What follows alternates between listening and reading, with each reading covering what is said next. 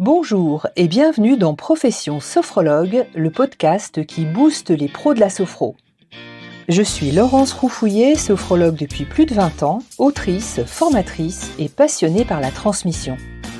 Tout l'été, le podcast s'offre une formule allégée avec un nouvel épisode tous les 15 jours et une série spéciale Courrier du cœur. Les questions sur le métier que vous n'avez jamais osé poser, mais qui méritent des réponses franches et utiles. Alors, êtes-vous prêt ou prête à prendre une bonne dose d'énergie ? C'est parti ! Pour ce deuxième épisode du Courrier du cœur de l'été, j'ai regroupé 2 questions que j'ai reçues, dont la thématique commune est « Adapter les techniques ». Je commence donc avec Corinne. Corinne me dit « Certains sophrologues proposent comme produit d'approche des audios ou des séances préenregistrées offertes à la suite d'un article ou dans un podcast ou dans des packs vendus. Je comprends le côté faire découvrir, donner un avant-goût, proposer de vivre une expérience de lâcher-prise, de projection positive, mais cela va à l'encontre du caractère adaptable et personnalisé de l'accompagnement que je souhaite mettre en avant. Corinne précise, un tel audio est pour tout le monde, là où l'audio avec lequel repart le client est le sien et la séance a été faite pour lui. Avez-vous un avis, un retour d'expérience à partager ? Eh bien, bien évidemment. Alors, pour reposer des bases, effectivement, le principe d'adaptabilité, c'est un des fondements de la sophrologie. Sur la base de techniques bien structurées, il est conseillé de faire évoluer légèrement l'exercice pour qu'il soit plus juste par rapport à la personne que l'on reçoit. Ça peut être ses particularités, parfois ce sont même des particularités physiques ou des incapacités, ses blocages, ses croyances ou ses réticences. Les techniques qui vont être diffusées largement sur des médias ou sur les réseaux sociaux, elles sont forcément généralistes. Donc elles vont s'adresser au plus grand nombre et elles présentent donc des exercices moyens qui peuvent fonctionner avec le plus grand nombre. Je dois reconnaître que quand on écrit des livres, on fait exactement la même chose. C'est-à-dire qu'on va se positionner sur une ligne médiane qui va convenir à peu près à tout le monde. On s'adresse au kidam, à monsieur ou à madame tout le monde, ou aux pratiquants type. Donc souvent, je dis que je vais essayer de trouver, en tout cas moi, dans les exercices que je propose dans mes livres, j'essaye de trouver le plus grand dénominateur commun. Si je prends l'exemple des séances collectives, on part d'un besoin qui peut être largement partagé et on va se caler sur le rythme d'un élève moyen.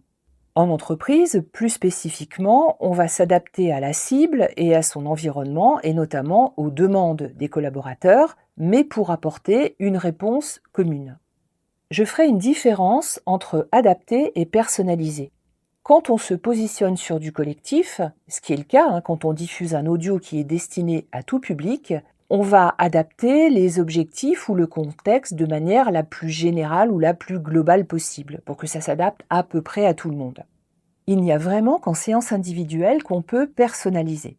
Alors, je rappelle au passage que si dans votre formation, on vous a obligé à dérouler systématiquement X RD et X sophronisation au cours de chaque séance, ça n'est pas du tout de l'adaptabilité.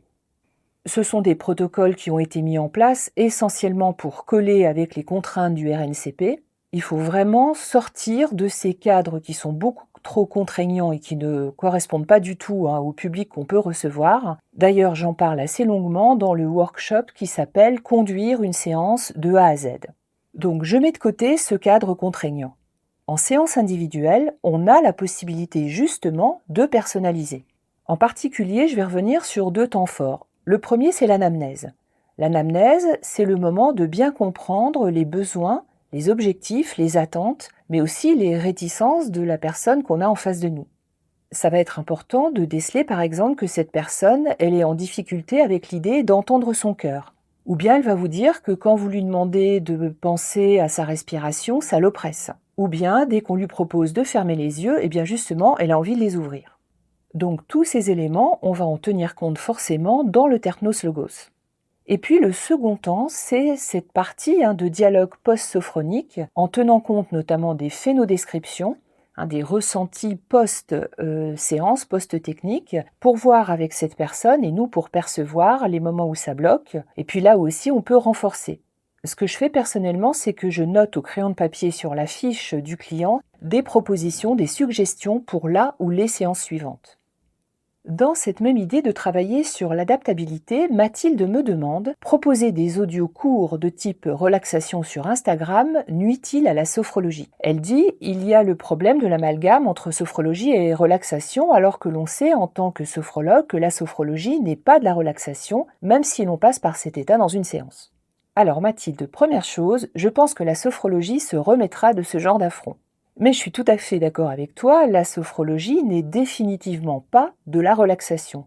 Ce serait une insulte de la réduire à de la relaxation. Mais la relaxation, c'est souvent une bonne porte d'entrée pour adhérer, pour entrer dans la sophrologie.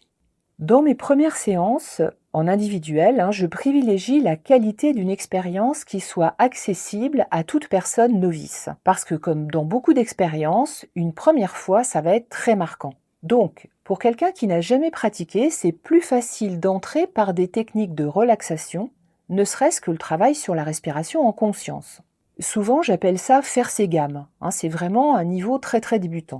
Et pourquoi c'est important dès les premières séances? Parce qu'une personne qui réalise qu'elle a été capable de se décontracter, c'est-à-dire de relâcher différents groupes musculaires, et qui en a conscience, elle va plus facilement adhérer au suivi et avoir envie de continuer à pratiquer. Les personnes que l'on accompagne aujourd'hui en individuel comme en collectif, elles sont de plus en plus fatiguées et elles sont de plus en plus vigilantes. Leur montrer qu'elles sont capables d'abaisser leur niveau de vigilance pour aller justement jusqu'au fameux niveau sophroliminal, c'est déjà une belle preuve qu'une évolution est possible. Si en plus elles en ressortent avec l'impression d'avoir récupéré, de s'être détendues, d'avoir laissé filer leurs pensées récurrentes, c'est vraiment très engageant. Mais ça n'est qu'une première étape. On ne va pas se réduire, se résumer à la relaxation. Donc, un peu de relaxation de temps en temps, notamment au début, oui, pour permettre d'arriver vers des exercices plus complexes, avec des objectifs plus en phase avec les principes de la sophrologie, avoir cette capacité de développer une conscience plus affirmée, cette fameuse conscience sophronique. D'ailleurs, cette évolution, je la formule souvent en fin de séance en valorisant les acquis. Souvent, je vais dire, je vois que vous avez une bonne capacité déjà à relâcher et à vivre, à ressentir les sensations. Donc, on va pouvoir bien avancer et la fois prochaine, on va faire des choses un peu plus élaborées. Donc, par rapport à l'adaptabilité, en conclusion, ce que je pourrais vous dire, c'est de bien maîtriser vos techniques, de bien les connaître, et non pas en récitant du par cœur ni en lisant une fiche, d'avoir dans votre tête la structure, la logique de votre technique, mais aussi de vous faire confiance et de vous autoriser de temps en temps à sortir du cadre sans pour autant tout remettre en question. Voilà pour ce courrier du cœur, j'attends vos prochaines questions. Je vous souhaite un très bon été. Merci d'avoir écouté le courrier du cœur de cette quinzaine. Si vous avez des questions que vous aimeriez voir abordées dans les prochains épisodes, déposez-les en commentaire ou envoyez-les-moi par message privé sur mon compte Instagram @espace-du-calme.